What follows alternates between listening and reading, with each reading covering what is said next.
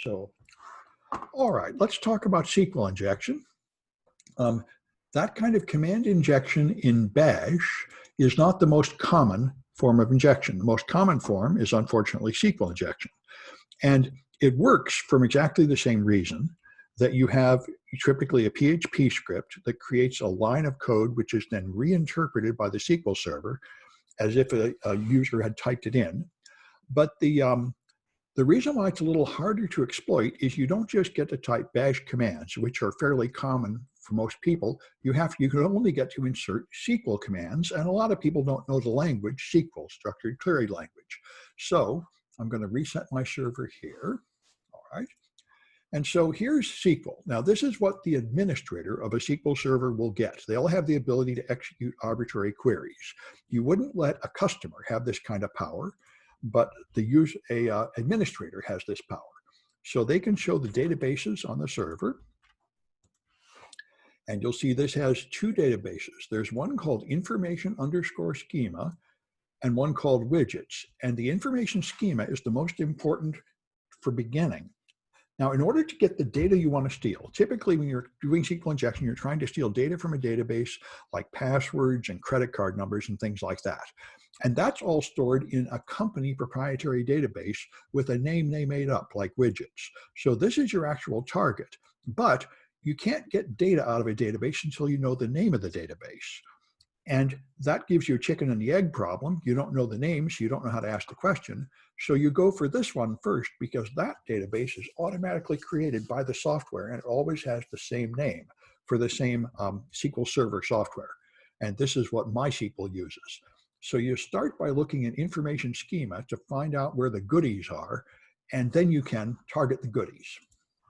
So that shows the databases. You can show the tables too.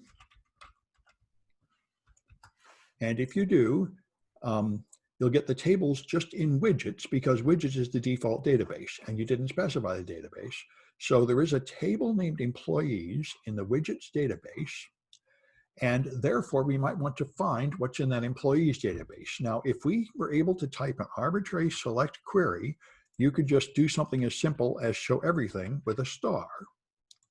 And then it will show you the names and social security numbers in there, so that would be nice. However, when you have an actual SQL injection vulnerability, you typically cannot do something as vague as show everything in the table.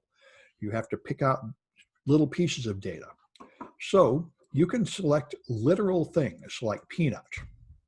You do not need to select data from a table at all. If you do that, this is like the Linux echo command, it just returns peanut. That might seem useless, but we're going to need it later.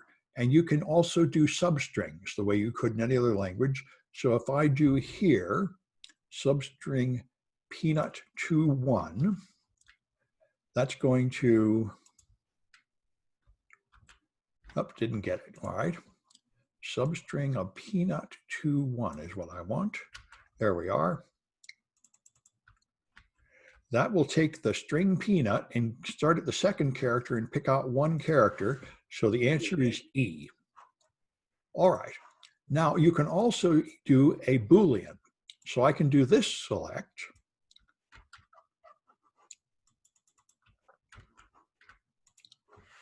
And this is true, which comes out as 1. I have a Boolean statement. Does the second letter in peanut equal E?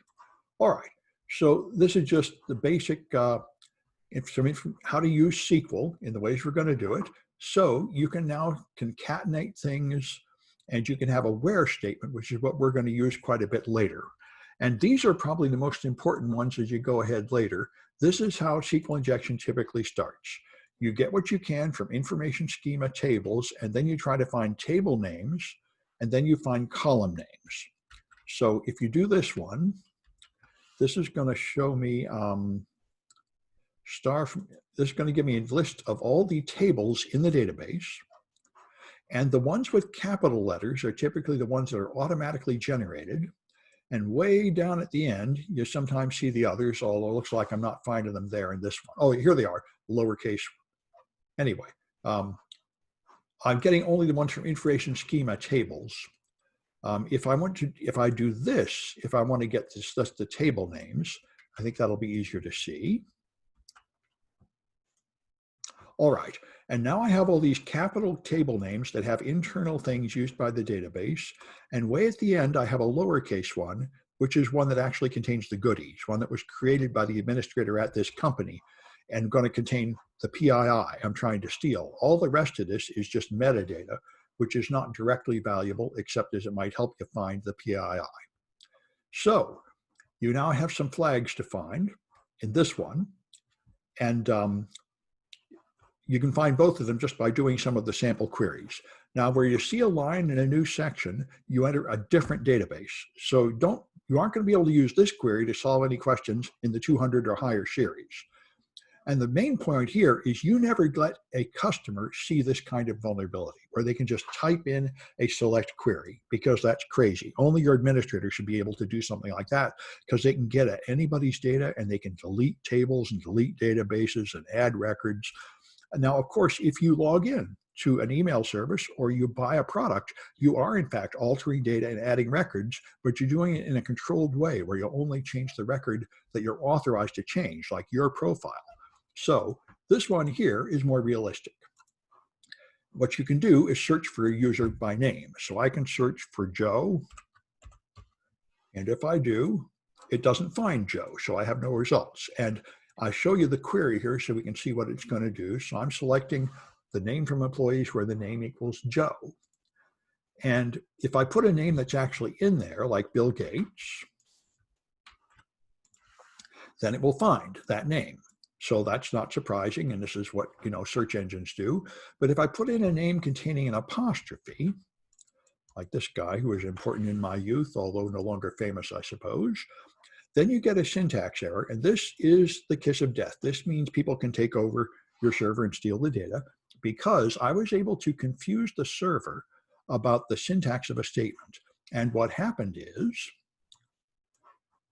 I put in this name, Chip O'Neill, but the server interpreted this as name equals Tip O. It matched this apostrophe from the customer with this apostrophe that came from the developer. And now Neil is interpreted as a command. This should not be possible. I should only be allowed to put in things like names and passwords, and they should be treated as data objects on the server and not code objects. I should not have any ability to execute commands on the server, but I do. Now, the reason there's an error is because Neil is not a valid SQL command. So when you see the error, it is an indication of the vulnerability, if it's a syntax error. But to exploit the vulnerability, you have to write something more careful, like this one, for example. If you put in a name like this and submit it, I put in a name like that, and the server interpreted it as name equals Sam, which is always false because there is no Sam in the database, or A equals A, and there's not an error because I put in the correct number of apostrophes to make it match. So now I get all the names in a database. So this is the most simplest kind of SQL injection, where you just cause the condition here to always be true. And that usually means something valuable, like you log in as the first element in the database, typically administrator, or you dump out all the data. But this one is probably more powerful for general purposes. I can actually inject an entire select command here. So I'm going to do this union select one. And what that does is now the union is a valid SQL command that combines two select statements. So first I execute this select command, which looks for the name Sam and does not find any. So it's a valid command, but the result is 0 rows of data. Then I union it with a second command that selects a 1. And then I use a comment mark to get rid of that extra apostrophe at the end, so I won't have a syntax error. So the end result is I have a 1. This is important because when you're going to use a union command, you cannot union two tables that have different numbers of columns. So for example, let me go back here to this one. If I were to do select 1, I would get a 1. But I could also select more than 1, 1. I could do a 1, 2, and a 3, for example. And now I will get 3 results. All right. But if I try to do that here, I should get an error. Yep. The use select tables have statements have different number of columns. You can't take a table with one column called name and union it with the table that has two columns. So that's why when you look at server logs and forum posts from people that run SQL attacks, they often have selects like this, select 1, 2, 3, 4, 5, things like that.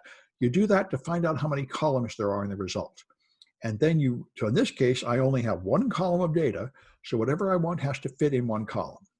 So you can now try to find social security numbers.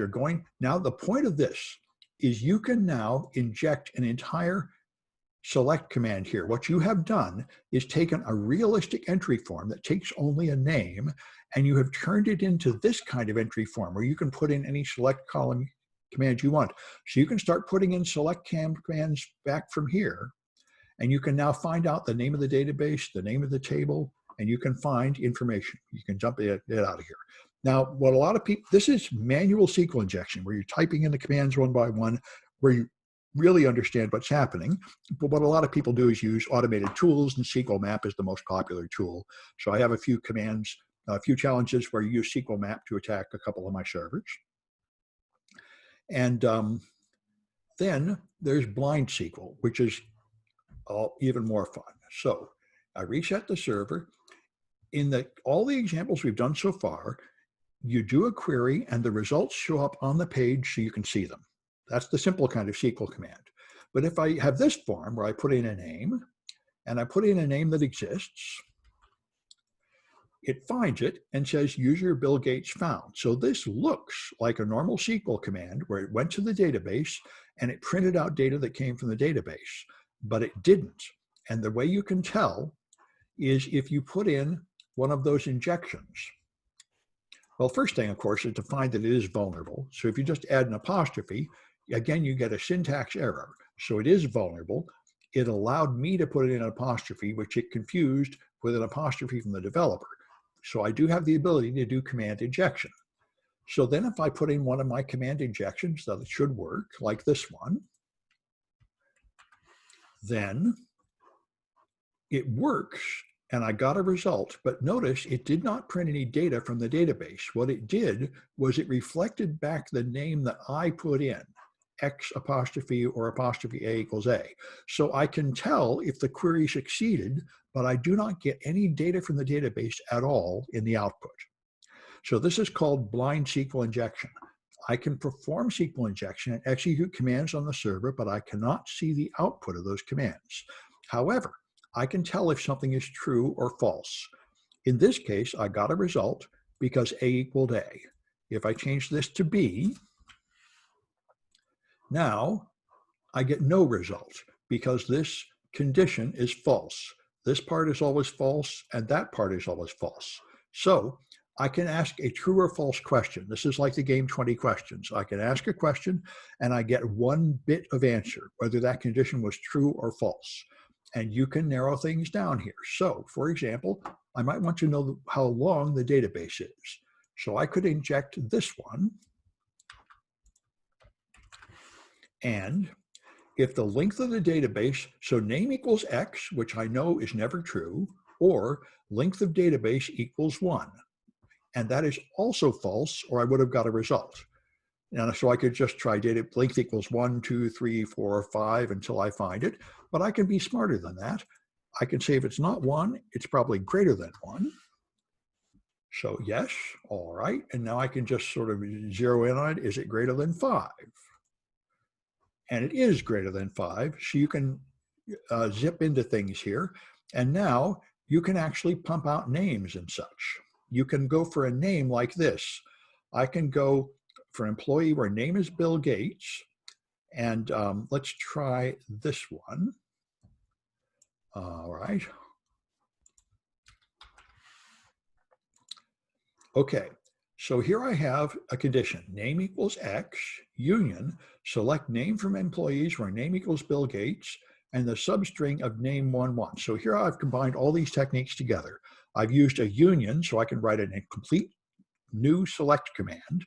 Now I'm getting the name equals Bill Gates, and the substring of name 11 equals B.